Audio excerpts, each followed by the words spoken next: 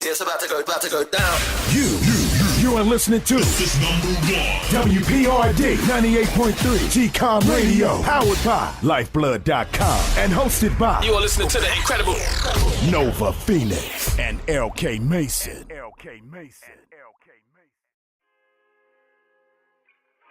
Okay, y'all, we are here. This is WPRD 98.3 GCOM Radio. We are into the fourth episode. Thank you guys for coming in and tuning in again for the show. So we're going to get right into it, man. Our first topic is the Kourtney and Kim keeping up with the Kardashians. I know that Latasha is an avid watcher of keeping up with the Kardashians. Tell me what's going on, man. What you talking about with this show? There was a little build up before the show, and you know, all the blogs and everyone was talking about this big fight or feud between Kim Kardashian and Kourtney Kardashian. And in watching the show, you know, because I'm like, oh, what's going on? I need to see this, because I've watched the show since the beginning. I have. That's my guilty pleasure. That's your guilty pleasure. That's my guilty pleasure, man. I love the show. And so basically, Kim was doing all the planning for every year they do an annual Christmas card photo shoot, right? The whole entire family. And Kim was planning it. And Kourtney had already told Kim, you know, she had this special day on this date that she was planning to do something with her kids. And granted, although it was at her house, this was something that she had already had scheduled. And she told Kim, you know, provided we can do it within this time frame, I'm good. So, you know, Kim had some business things going on. You know, she had to do a meeting for one of her brands. You know, she has 1,000,001 brands. I think she was coming out with her perfume or fragrance or something during that time. And then also she was planning her baby shower for Chicago because Shy wasn't born at the time yet, right? And so she had those two meetings, and because of those two meetings, I guess they had pushed the time back a little bit for the time that she had initially planned to do, you know, the family shoot. And so Kourtney just wasn't having it. Kourtney said, I already told you that I had something planned. I'm going to be doing this with my kids. I don't want to be sitting around all day waiting and this just get in and get me out. I have something to do. And Kim's kind of like, you know, getting frustrated because she's like, you're the one in the family who does the least. Like, everyone else has their own businesses. We have our own brands. If you had something that you were passionate about in the business that you were passionate about, you would understand that our schedules are hectic, and you're the one who's the least able to work around the schedule, and you don't even have these businesses, right? And so Kourtney's like, I'm still not hearing what you're saying. I told you I had this plan, and as long as I can be out by the time I said, we're good. And so Kim just went in on her. I wish we could play the clip right now. Kim just went in, and Kim was just like, listen, you don't even have to be in the family Christmas card. She said, you're the least interesting to look at. You don't do anything. You don't have any businesses. And she just went in on poor Kourtney. And I was like, dang. Like, and it's like, I can kind of see both sides. You know what I mean? Like, Kourtney's like, I have different priorities than you all do. You have your businesses and everything, but I'm a mom. But it's almost like she's not acknowledging that Kim is also a mom. You know what I mean? She has children, but she's still able to maintain her brands and work. Kourtney just prefers not to work as much. She would prefer to be more with her kids. So what do you think about that? Like, who do you feel like is right or wrong? Okay, so this is my deal. I don't really watch Keeping Up with the Kardashians. I just not my thing. Right. But it's just, which is all good, you know. I saw a clip. You talked about it a little bit before when we was off air. I saw a little bit of the clip, and that's interesting. And it was showing them going back and forth. And Kourtney looked like she was crying. I'm like, God damn, all right, it's not that serious. I'm just talking to you. But Kim said some pretty cruel things, though. Yeah, I guess. But, you know, damn, she was just the tears, the crocodile tears to me. I'm like, all right, whatever.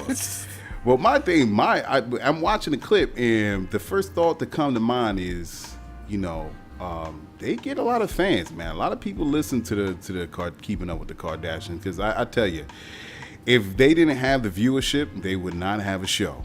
And it amazes me. This is just a random, almost Seinfeld-like reality TV show where it just gets into people's lives and somehow people are attached. Now, I'm going to be real. I'm going to be devil's advocate. A lot of people dump on the Kardashians, right? A lot of people dump on the Kardashians. Why they dump on the Kardashians? For a variety amount of reasons. Because the way Kim started out this whole empire thing, what they talk about, what they get into, all the hype surrounding the Kardashians loving black men. I don't know. There's a variety of reasons why people don't like them. But hey, man, if the fascination is there, it's there. I personally don't get it. But you know what? What reality show ain't trash at some point? Like, Love and Hip Hop. People got problems with that. Real Housewives of Atlanta. People got... It is what it is. Empire. Like, everyone loved Empire at first, and then they started saying, oh, Cookie's too ghetto, and, Exactly. People talking about, oh, that's trash, son. I'm like, word? Okay. But, I don't even watch Empire like that. I'm a Power person, so, me too. It is, yeah. Shout out to 50 Cent. Power. But yeah, man. But people watch the Kardashians. They at the end of the day, this is what I gotta say about Keeping Up. They making their money. What you gonna do? They get the deal. The network is giving it to them. They putting the camera in their face. The only thing, sometimes I want to slap Kanye 3 times. Like, yo, wake up, bro. What's going on? Because it seemed like since he got into this whole family, I don't know, Kanye ain't been the same. I don't know. He talking about, wearing the MAGA hats and, hugging Trump and kissing him on his left cheek and, stroking his orange hair, whatever they call his blonde, something like hair. And, yo, That ain't Kanye even got nothing to do with the subject, though. You know what I well, asked you. this how it got something. But This how it got listen, something to do with everybody it. Why he has a ain't in the- family, right? Everybody has a Right. family. If you're in Kim's shoes and then you have a sister that's Courtney and you're like, okay, we're planning this family shoot and everybody's schedules are hectic and this is the time I'm able to make it work, but you have the sister who only thinks she has planned is time with her kids at home. You know what I mean? How would you feel? What I feel? I feel the family gotta. You want me to keep it real? Keep it real. I'll keep it real with you because I saw that scene. Courtney needs to grow a pair, however pair you want to put it. Yo, buck up. It's not that serious. Do what you got to do. Stop being lazy. If your family asks for something from you, go ahead and do it. Stop with these crocodile tears and get on with the show. But rich folk with they problems, rich people problems, first world problems. Like, I don't know if you want to call it mammary glands or. She All loves. right, well, bring the kids. It's a Bring the family kids. shoot, What's so the problem? obviously the kids are going to be there. Well, that's what I'm saying. So what the problem is? Like, Right, that's what I didn't understand either. But again, I could TV, understand man, both TV. sides. I can understand Kim, like, yo, you're harping about. How about this? How about this? This would be better. How about if Courtney was there and not on the phone, which I saw, and she was there, and then Kim out of nowhere just slaps her. Bam! Now that's the show. And all of a sudden they fighting. They come on. If we go talk about ratings, let's bring on the ratings. Say what? They go in on each other all the time and then make back up. They're sisters. It's no different than the Braxtons. They really go in the Braxtons. Like, I think both shows are equal in the way they go in on each other. The mom still dating that black guy? Yeah, there were rumors, and I don't know if it's true or not, but there were rumors that they gotten engaged. I don't know if that's true. Hey, what's up with the Kardashians? What's his name? Corey and black Gamble. men? Yeah. Yeah, Corey Gamble. What's up with Kardashians and black men? They just love them some black men now. Boy, I do too, so I'm not even mad at them.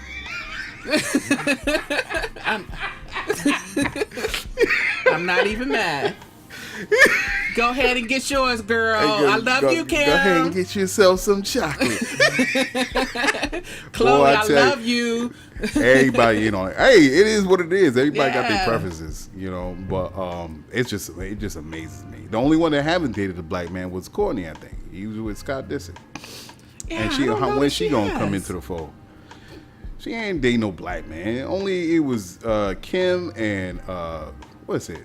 What's her name that Kim, Pops is supposedly her Chloe, Pops? Kendall, Yeah, Chloe. and Kylie. They've all dated. And the two youngest one come out. Sometimes I feel like the moms be pimping these young kids. Like, God damn, they 16, 17, you already throwing up in magazines and they wearing this, skimpy that, and they got to get their limp plumpers and they butt injections or whatever, how they have. I'm like, Jesus Yeah, I think Christ. all those type of enhancements, that's a little much at those young ages, but I mean, go ahead and get yours. Like, there are people who got their kids putting them in movies and acting and stuff, and only thing you can do is hold them. They're babies. You know what I mean? So you can't even be mad at her for letting them go ahead and pursue their dreams. But some of that extra stuff, getting... It's just mad extra to me. Yeah. I'm like, but the train is moving and they making their money. Go ahead. I ain't mad at them. I'm not at all.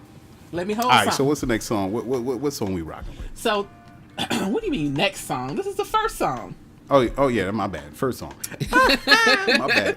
Stick What with is the me, first man. song of the- Our I'm first with you, song I'm for with you. today is Danni Baylor from Washington, D.C., Scatterbrained. Ooh, all right. Check this out, y'all.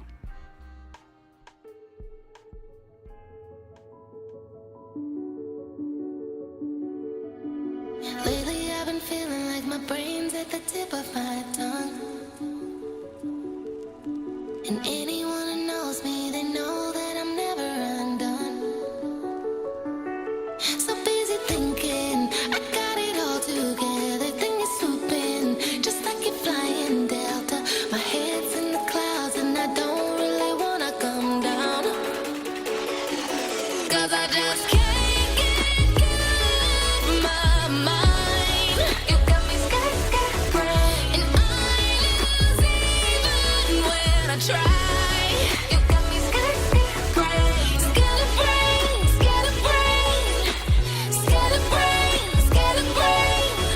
you steal my focus every time. You got me scared, lost in the daydream. Your love's got me all the way out. And if they call me spacey for you, babe, I wear it so proud.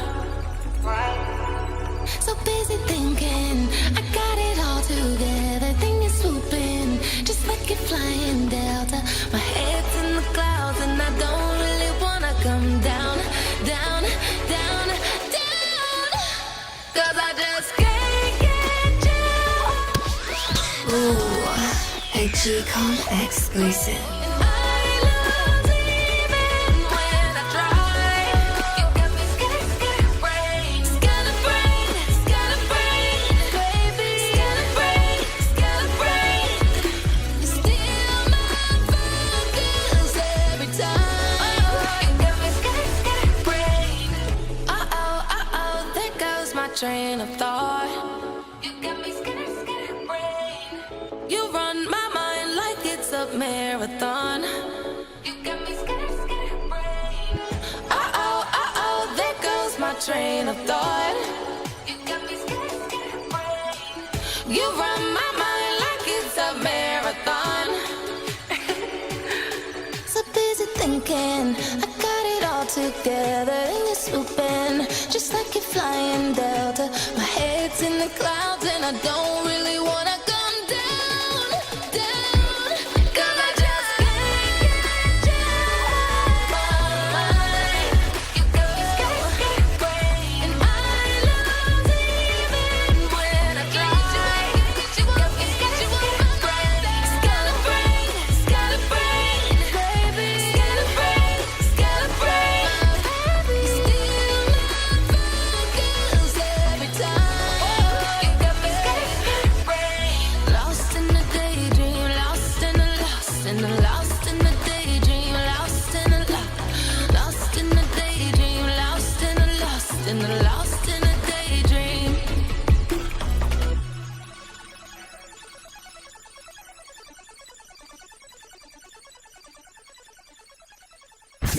Sounding off around the world. You are listening to GCOM Radio.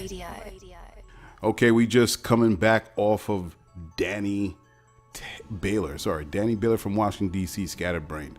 Yes, D.C., I love D.C. Gotta go back there.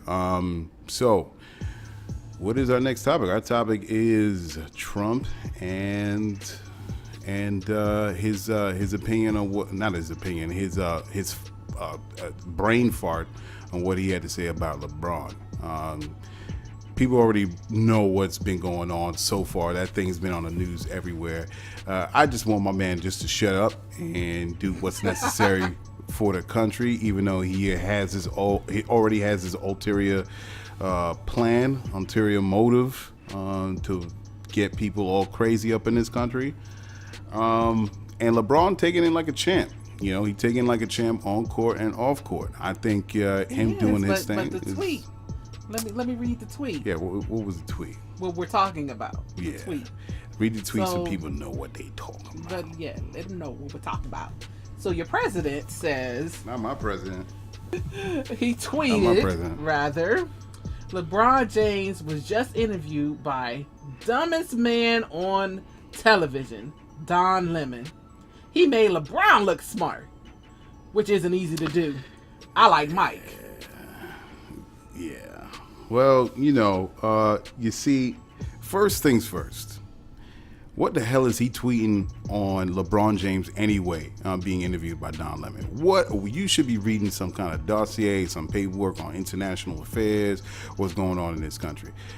This guy has consistent brain farts or just jabbering off at the mouth at everything that has nothing to do with keeping the politics of this country in line.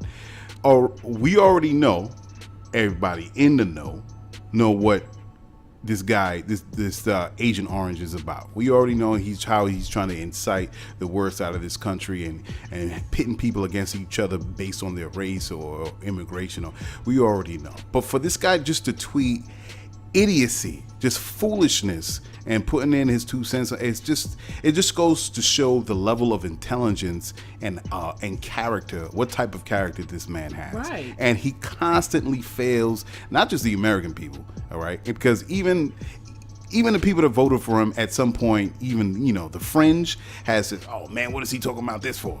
Even they say it in their own, I'm sure they say it in their own rooms. But when they get outside, of course, they're going to just bring out the pom-poms. But my thing is, why are you even talking about this, man? You're wasting your time. Well, you're wasting everybody's time. Talking about, even if he's going to talk about it, why doesn't he talk about it in the light that his wife did?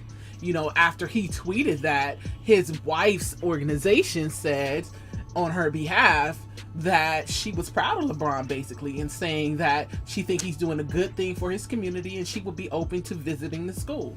Like, if you're going to talk about it, talk about what he is doing for his community. It's funny that he says that, because even with him trying to say that dirt on LeBron James about the school that he put together, everybody remembers Trump University. If people don't know what Trump University, he tried to do an online college venture, trying to get people to go to college online. Of course, everybody knows that's a new thing now, going to school online, which is beautiful. But he tried to start one called Trump University. And it was a hustle game, because there was a lot of people that bought into it that paid like tens of thousands of dollars and ended up not getting any education. And it was so bad, they took him to court and won, and he had to settle, if I'm correct, settle out of court with that stupid Trump University. I won't even call it a venture. It was a straight con game. Okay, so for this man to say something about LeBron, knowing the fact that it's on record and it's publicly known that he straight up conned people that signed up for Trump University, that in itself speaks volumes. Why is this man even saying anything? Again, why is he even saying anything? It's like he's treating the presidential seat as his own reality show, and it is a reality show, because you see the straight buffoonery that people, and the thing that gets me, the people that support him sees the buffoonery, and they're still patting this man on the back and treating him like he's like the second coming of Christ. It's like, bro, really? You don't see through this foolishness? Go ahead. He got in his feelings a little bit because, in the interview, LeBron had said that, Trump was trying to divide the nation by using sports to do so. And apparently he didn't like that statement. and thought he would take. Well, you know what his funny thing is? The thing is, he said he's trying to divide the country by using sports. Man, he's trying to divide the country through the idiocy that he's trying to do with immigration, through talking about the stupid wall, banning certain countries from people coming in from certain countries. What else is he doing? Trying to usurp the entire political system. Right. You all know, of that to say, is and then, true, but you know, LeBron is trying to say is you're not accustomed to sports being something that is something political. Unified. That's something, you know what I mean? Everybody normally can forget about your religion. You can forget about your, you know, whatever your stand is politically. You can watch people play ball and enjoy. Yeah, you could just everybody tends to come together when it comes to sports, and so that's why LeBron made that statement. And you know what? And that's a beautiful statement. I agree with him 100%.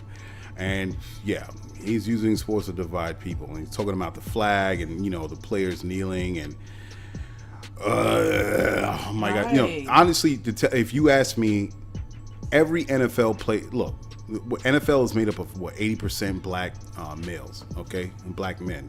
So you mean to tell me that every one of them can take a knee and then they can simply say, you know, we're not playing until we get attention from the organizations that pay us? Like, you could seriously set a serious social and political statement by every single player kneeling and showing them that, no, you're not going to just sweep us under the rug. You're not going to treat us like, you know, some monkey that's tied to some music box and you're turning the lever, hearing us, and you watching us dance while we hear these little tunes come. You're not going to treat us like some throwaway toy. And there's more power in the players than they actually realize. So when I hear people saying, oh, I don't want to kneel for this, like, I can't remember the player. Again, folks, I'm coming off the top of the head. I forgot the name of the player and what team, and he said, oh, that I think he works for Jerry Jones. And here it is, I'm not so much of a sports fan, because I forget what team that Jerry Jones, he's the CEO of what team. I think it's the Dallas Cowboys, if I'm correct. And he's going to actually say that he doesn't think people should kneel during the anthem. It's not the place for it. And himself, he's not going to kneel, and he thinks it's totally useless. They should put their energies into other things. And I'm like, bro, it's a silent protest what Colin Kaepernick did.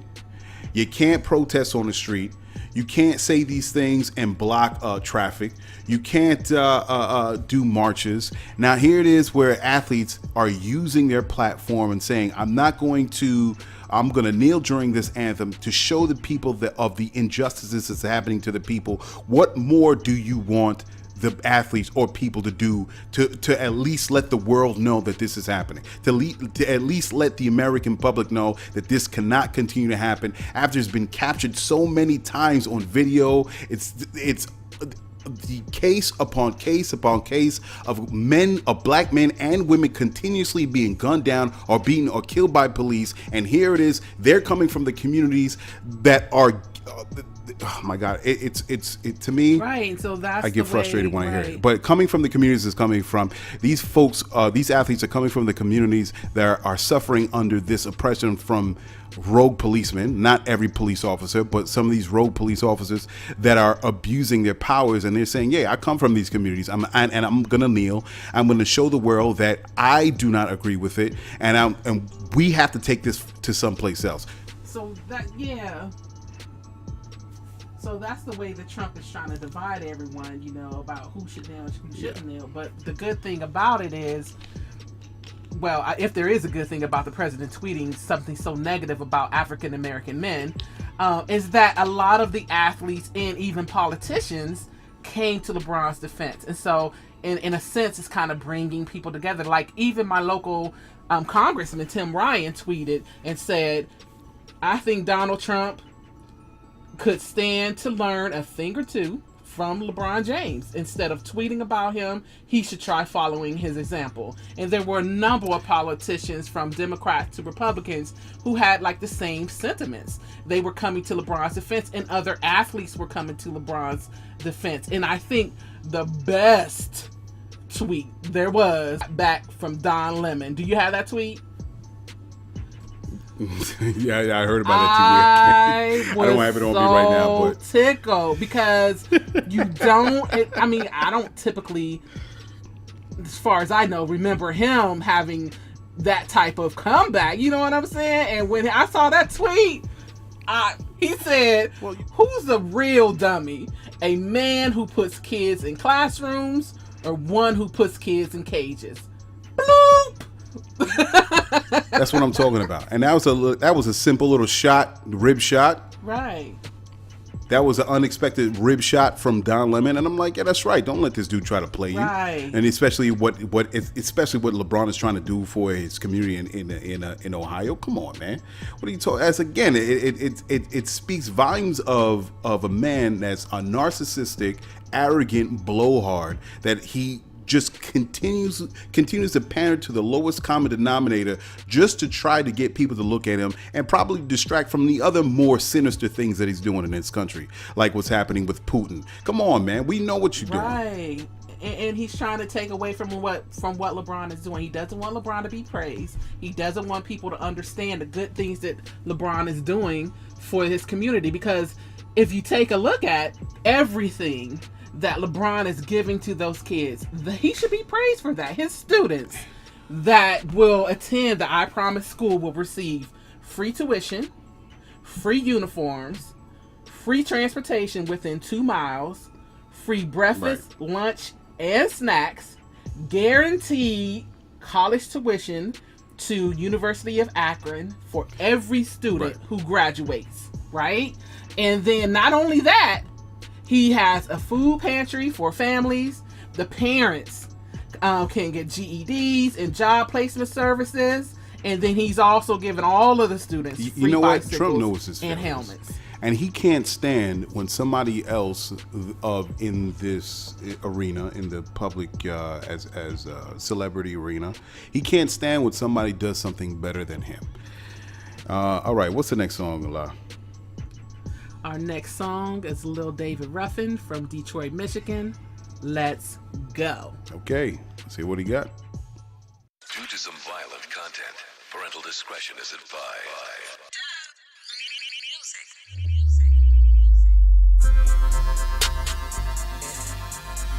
Okay.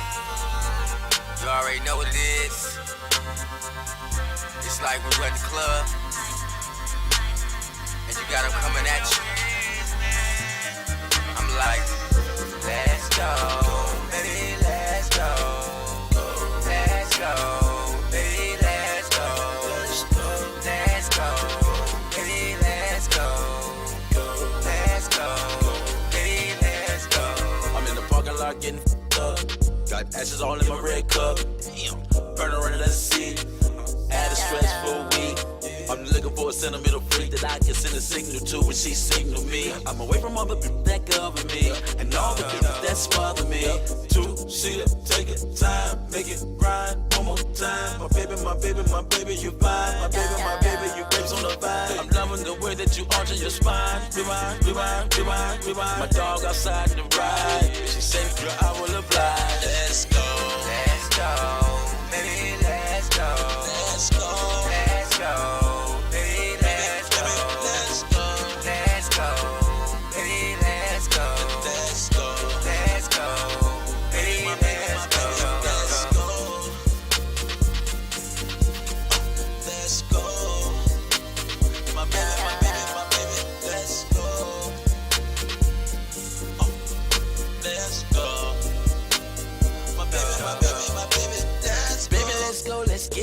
Where we going, we don't need a ticket. No. Where we going, you don't need a license. What you about to get is gonna be priceless. Some just said that I'm the nicest. She said I'm like one of her vices. She told me I might be abusive, so I beat her and killed her with kindness.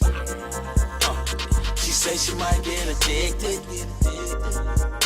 She try not to be specific. This is my lifestyle. She said she bound to get in it. I told her I'll rewind it. Every time she think that it's in it. Let's go. Let's go. Baby, let's go. Let's go. Let's go. Baby, let's go. Let's go. Let's go. Baby, let's go. Let's go. Let's go. Baby, let's go. Let's go.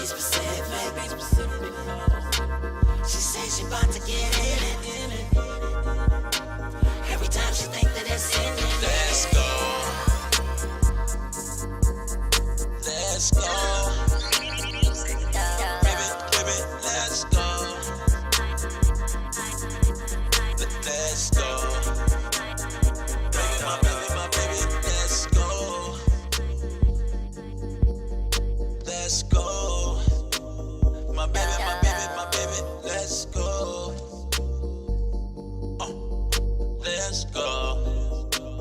My baby, let's go. There's some violent content. Parental discretion is advised.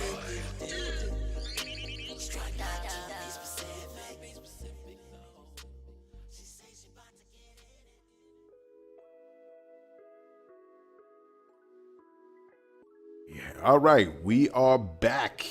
We are back from listening to Lil David Ruffin from Detroit, Michigan.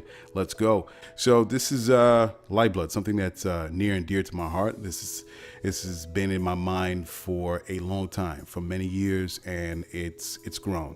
And we're here with Lyfeblood.com. If people don't know what Lyfeblood.com is, Lyfeblood.com is a website that encourages people to find their passions, whatever that you really are passionate about, whether it's your art, whether you're into dance and ballet or modern dance, or you're a chef and you're really good at it, you're a student, or you're an inventor, like, you made the best electric bike, and it takes money to do a lot of things. So it's patenting, and then there's doing your first mock-up and your prototype, as they say, and you're just trying to find money. And a lot of things that people have problems with, it's not so much of being really good at their talent or their passion, whatever they're in. It's getting the money in order to make it come into fruition. And that's a key thing, especially in the time that we're living in now. We can't go the traditional routes. We can't go to the bank. Not like how it was back in the day. The only time, it's funny, a guy was talking to me, the only time a bank will loan you money is whether you're getting a house or you're getting a car.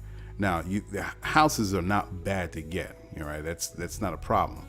But a lot of times this is about long-term investing, and banks are doing long-term investing in you, because you're not just paying the principal, you're paying on the interest.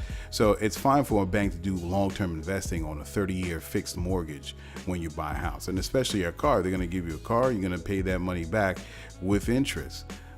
But it's funny that they don't give loans anymore. They don't give, not even loans, personal. Remember the back in the day of personal loans? You go walk in the bank and get a personal loan.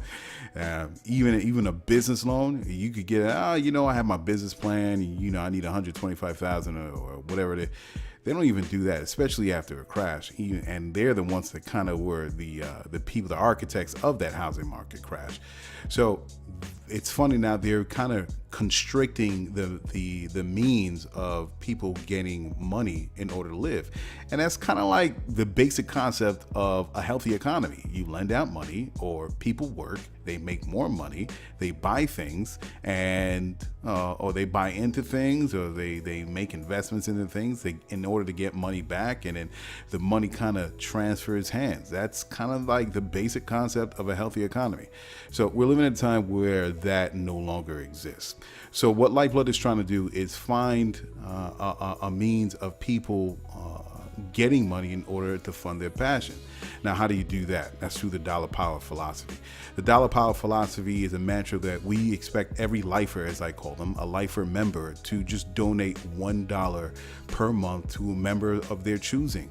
And whatever they, if you're really sold into people, like, the current platforms that are right now, if you're really sold into the member that's doing music or doing, whatever passions that they do, photography, and now they're going to the next step of trying to get their material, their passion out there to the world, give them $1. You just give them $1. Simple as that. $2, $5, whatever, in order on a monthly basis in order for them to do it. So if they have 5,000 lifer members, they can get $5,000 per month in order to fulfill their passion. And this particular application, Lyfeblood, can go into many different ways.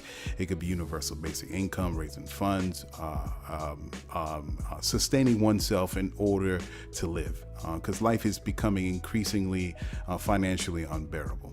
So we expect to create a community of people, not just in the United States, but around the world, wherever you're from, whether you're from Argentina, Brazil, South Africa, any part, North America, South America. We're trying to set up a global economy, an alternative economic system where people fund each other.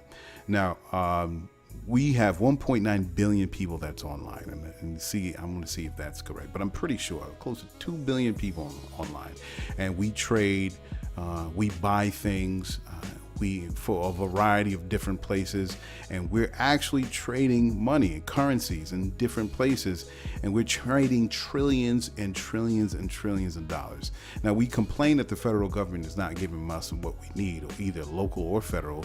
So how about instead of just buying things, we turn it towards each other?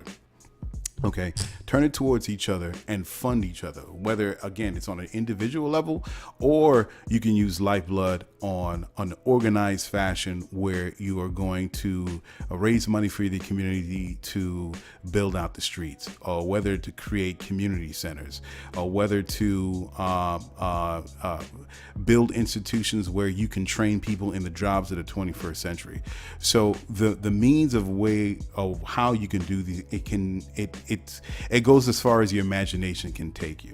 Now, the reason why I did this, because if you're paying attention to the news, there's a lot of things that are currently happening that people do know, but they're not. And I've spoken to many different people. They're like, yeah, it's messed up. Our economy is not how it used to be. And all these new things are automation and the technology and Uber. And that's the current thing right now. Uber is kind of like smashing the taxi industry. And you know what? How is that different from the past in the last 100 years? And especially when they talk about in school about economics and the business market, it's about healthy competition, quote unquote. And there's going to be new inventions that's going to come into play, and it's going to make other ways the way we lived obsolete. And if the taxi industry as it stands today no longer exists the way it is, that is business, and that is how society grows and contracts and kind of becomes its own life. It takes on its own life when it comes to how human beings interact. And if you go to my Lyfeblood account on IG, that's at Lyfeblood, at Lyfeblood. There are several articles that the news actually tells you that our society is changing. Whether it's McDonald's talking about they're going to put in kiosks and take away people that's serving food, that's coming. All right. Whether it's going to be electric automated cars that's going to be used in business. And then there was one that said they had a Tesla automated truck go from California to Florida. And they're testing these things out. Jobs are not going to be the way they used to be. They're not going to be available like they used to be. Whether we like it or not, technology and the innovation that's created from the captains of the industry are either going to eliminate jobs totally or seriously reduce them to the point where society can no longer sustain itself from the limited jobs that are available. So what are we going to do that's actually going to change that or soften the blow to what is going to be an inevitability to how jobs come? So how are we going to prepare for ourselves for the inevitability that's coming where jobs are going to be reduced? We have to set or put together a secondary alternative economic system where we can soften the blow on what's happening. So how do we do this? All right. So this is where Lyfeblood comes in, where we're going to start talking with each other, interacting with each other, setting up, whether it's on a local basis or on a global basis, where we can set up secondary economic systems in the trade that we're doing in order for us to start being more free. We don't want to treat money like it's a spigot where we're just going to open it a quarter of the way and people can pour a little bit of water in their cup and survive for a week. That's not what it should be. We should use our economic system that's more like a free-flowing river. So when you're ready to water your crops or to get drinking water or for whatever you're using, you could simply go to the river as it flows and get your buckets and buckets of water that you need for your community. That's what it should be. And that's what we're trying to do, because you can't go to your politicians. It's not going to happen. They're already bought, as you already know. And that's a whole nother subject matter that we can get into later. All right. They're not going to change the way it's going, how the society is being set up now or where we're going. We have to start relying on ourselves to start figuring out what's the next step that we need to go. So we're not in an economic jungle or a financial jungle where now we're going to go at each other's throats, because I swear to you, it's either two things, and it's going to be like The Walking Dead. And I'm a big fan like The Walking Dead. Walking Dead is not about it's not about the zombies. That's just a one-off. That's just the hype of it all to pull you in. The Walking Dead is sort of what our society can be when we're hit with a serious blow to our economy or to the people that exist within the society. It's going to be two outcomes, almost like what happened with The Walking Dead. Either we're going to work together like Rick Grimes and his crew, or we're going to eat each other alive. Whether it's in a zombie aspect or whether you're Negan or the governor. We have to figure out a way where we can work together, because as it will come, another crash in the future, whatever it's going to be coming from, we have to prepare ourselves and our family for when the day comes where the society will no longer be able to sustain itself from the technology that's further reducing jobs. And there are a myriad of examples that's going on out there. So this is what we're doing with Lyfeblood. And we're hoping that you can join aboard and become a member, and we can figure out how we're going to do this. So I want to make sure I understand, and that our listeners understand as well. There are two types of individuals that will register to Lyfeblood.com, right? There is the person who wants to support a cause, and there's a person who has a cause that they need support for, right? And so the person who's going to support the cause will vouch to do $1 a month or $2 a month to support somebody's cause that's within the network who signed up to have their cause supported. The person who has signed up to have their cause supported, they not only have a cause that they're asking people to support, but they also need to support someone else as well. Is that what you're saying? Well, as a Lifer member, you can either get support from your members or you can give support. So it's instead of it's kind of like crowdfunding in a sense where, of course, you're donating money. But the difference between Lyfeblood.com and, say, Kickstarter or Indiegogo is Kickstarter and Indiegogo is kind of static. You start a project and you say, hey, man, I have a new bike that I want people to buy because I need to go to school, say, for instance. So you set the date to say, hey, I need to raise the funds in 15 days. Hopefully I could get that money. And it's up to the people that find this campaign and then to see if they donate. Here, this is different where you're going to give them $1 1 month so they can live their lifestyle in order to achieve their dream. It's not you donate $20, on Indiegogo and then that's it. You never see them again. This is something you're going to be connected to them on a daily basis. See them sharing pictures, see them, sharing video and all these things and talking and their ideas. And you're going to just say, you know what? I like where they started. I remember being connected to this person. They started saying art doodling. Now they're making these huge canvases that they're ready to get in and into a what do you call it? Not a museum, an art show. But they need to raise like $6. You know what? Here, I'm giving you $1. Your thing is coming next year. I'm giving you $1. Now, if they can build out where they have 3,000 people within their network, imagine what an artist can do if they get $3,000 a month. And that's essentially what we're trying to do. We're trying to remove the obstacle of money. And it should be something as a tool, but it's becoming more of an obstacle for everyday people, whether you're working at McDonald's or you have a dream and you're middle class, whatever. This is for everybody, and it's not just for people in the United States, but on a global level. So if you can have, say, what's the organization? They have this festival called Global Citizen, I think it's called, with Beyonce and all the part of it, and it's great. And they had these other things called AIDS Africa at the time, and Bono was a part of it. And you see untold amounts of money getting donated to these programs, but and it makes you feel good for the immediate time that you donate the money. But then after a while, you say, hey, I wonder how that went. I wonder how that went over there in Africa. I wonder how that went over there in Brazil. I donated $50, and do you see progress? You don't know. You honestly can't say you've seen concrete progress from the day you donated that money until 2 years later when it comes up in your mind again. That's something different. We want to be on the ground with people, especially if they start institutions where you're going to see them do their daily business with the organization that they're involved with, whether it's in Ohio, whether it's in Compton, LA, whether it's in Brooklyn, New York. You're going to see them every day interact with the people, and you're going to see, oh wow, I'm giving this person like $1, $2, and I can see where my money is going, because you see that progress happening. And you can't see that with Indiegogo. You can't see that with Kickstarter. You can't see that with any of these crowdfunding.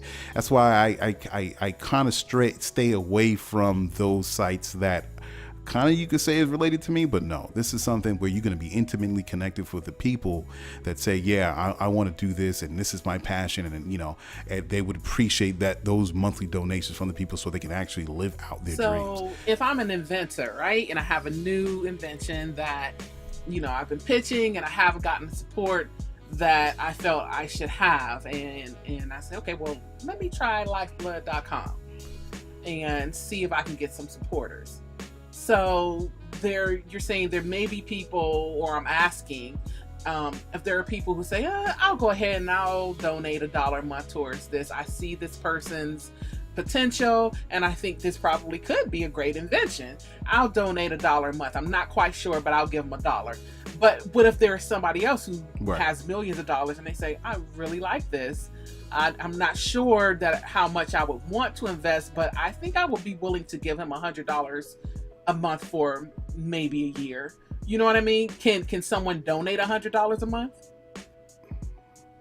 Sure, you could donate anywhere from to $1 to $1,000. That's up to you. Wonderful. I think at a certain point, as you see these people interacting, and you say, for instance, this inventor finally gets the money that he needs from a venture capitalist, and he's getting $1 million for upfront. Then you don't have to donate to them. You just cancel the donation, and you say, hey man, I'm glad that you achieved your goal, and much power to you. But it's everything from conception of this idea to materializing it, to getting it out there. That's where you want to help them along. For instance, musicians. There's this big thing right now with musicians and streaming. I hate streaming. I don't think it's a viable business model for musicians to use. But right now, we're instituting a new feature within Lyfeblood.com, where everybody knows that musicians don't make money in streaming. You would have to. The only artists that make money off of streaming are the A-listers that are getting 1 million streams per whatever, But really, if you're a C-lister or B-lister and you're getting a couple 100,000 streams, you're not really getting the money that you think that you should be getting. You're getting a couple $1,000s per month. So how do we help our artists making money as they create music? Well, we have a new feature that we have set up right now where what we're going to do is you're going to make your music available to the people. All right. Simple as that. You're going to make your music available to the people. They donate. Say you're doing an EP. Say J. Cole, as I stated before, is going to drop a mixtape. He sets up his profile on Lyfeblood.com, and he says, "Hey, folks, I'm dropping the EP. It's going to be $5.99. Can you help? Can you support me in my music career?" Sure, no problem. Me as a fan, I'm going to buy it. So you go to his profile, you donate that $5.99 to him, you download the music, and then it's available to you. And it's a little bit more deeper than that. But what we're trying to do is make sure artists are properly compensated for the music that they create. It's kind of like McDonald's in a sense. Can you imagine, say, music streaming? McDonald's, say you're a person that sells burgers, or you're the cash register person that's giving burgers to the customers. All right. Now your boss comes to you and say, you know what? If you sell these burgers for these burgers are 50 cents. The more burgers you sell or you give away, all right, to your customers, the more money you'll get in your paycheck. Do you think that's fair? I don't think that's fair. What is the minimum rate? What's the minimum wage now in Ohio? Say $7.25. And $7.25 we've been dealing with for the longest time in New York. All right. A lot of people won't agree with it, but at the end of the day, no matter how many customers come into McDonald's, you're making $7.25, 40 hours a week. But now your boss is saying, well, you're not going to make $7.25. It's not a fixed rate. What it is the more you push burgers out, the more you make on an hourly basis. But there's no guarantee that you're going to get an X amount of customers in order for you to make the paycheck that you should every 2 weeks. That's kind of like streaming. All right. So you stream 100,000 or you stream 50,000. You're only going to get what people stream. That's not fair to artists. If it's not fair to a somebody that's behind the register at McDonald's or Burger King at Wendy's, why should it be fair for artists? I'm selling my music for $5.99. I'm hoping that you'll do that for the time being. And that's what they will do. That's what they would do. All right. That's what you sell music for.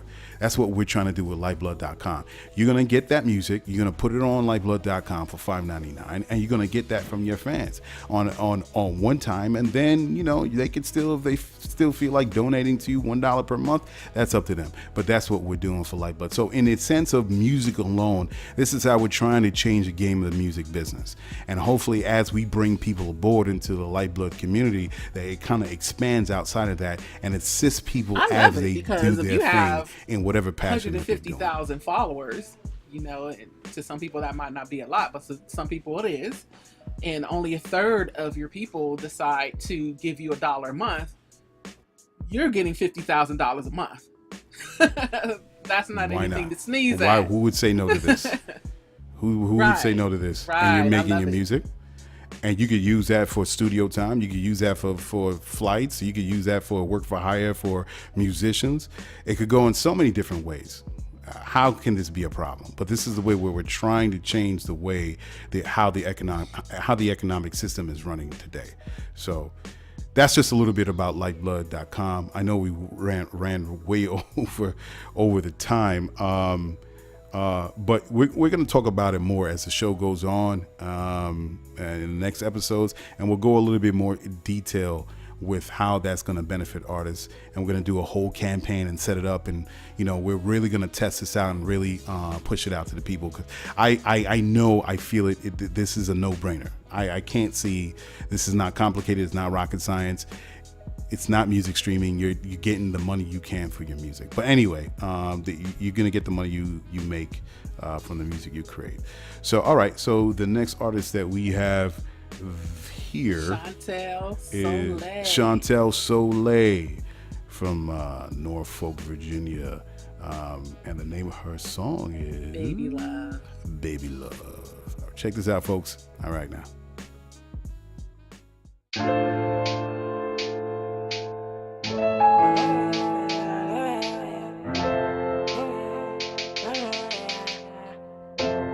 Shout out to Biggs. So what you do the time for me? Said baby, was you grinding for me?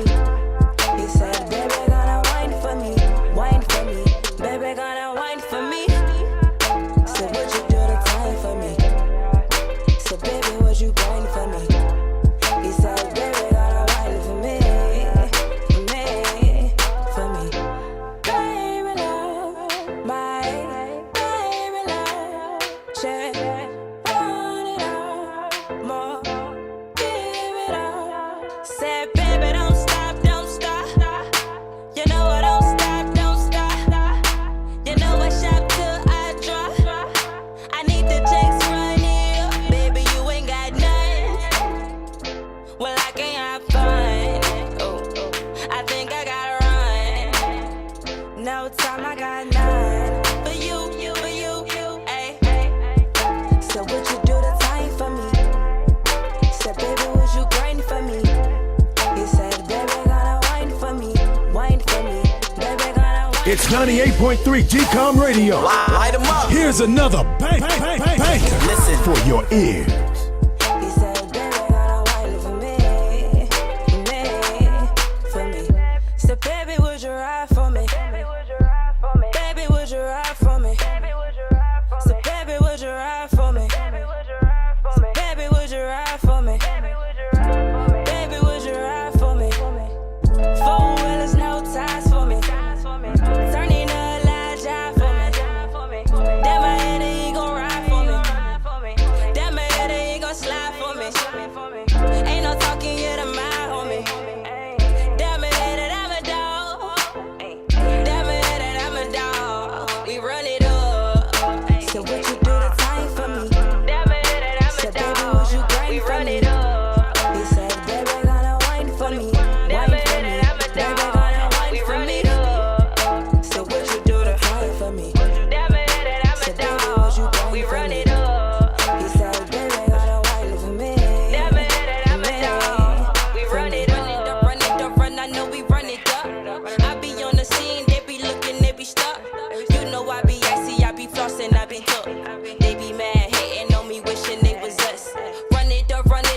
I know we run it up. I be on the scene, they be looking, they be stuck. You know I be icy, I be flossing, I be tough. They be mad, hating on me, wishing they was us.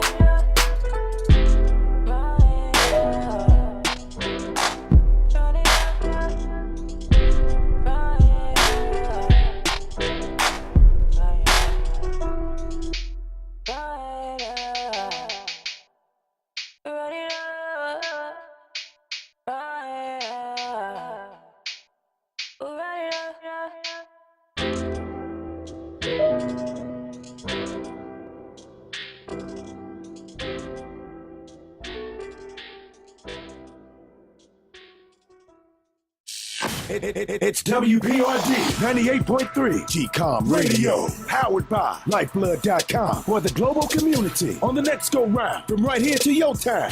Y'all already know. We out.